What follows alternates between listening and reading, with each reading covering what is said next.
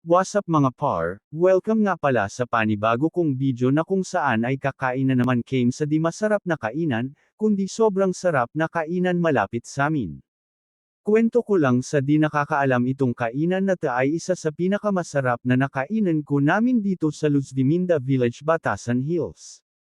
Sa totoo lang pang ilang beses na kinainan namin ta at iisang putahe lang ang binabalik-balikan ko dyan, lahat naman masarap. Pero eto lang bukod tangi na nakapagpabalik sakin dito at eto yun, ang dinakdakan na napakasarap. Kung ikaw at gusto mo matry puntahan mo lang etong address na to located nga pala sa number 3 Masbate Street, Luz Viminda Village. Once na nandyan kayo ia-assist ka agad kayo dyan ng mga mamabait na crew at samahan mo pa na humble na chef nila.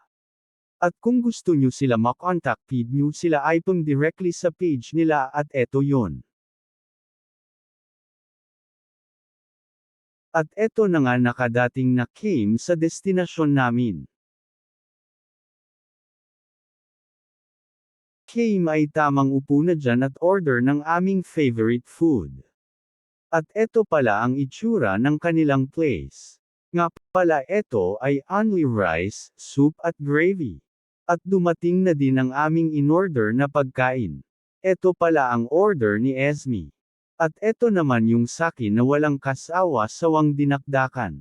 Basta, ikaw kung gusto mo ito masubukan puntahan mo lang ito, promise ko sa'yo masasatisfied ka, so mga par hanggang dito na lang salamat sa panunood.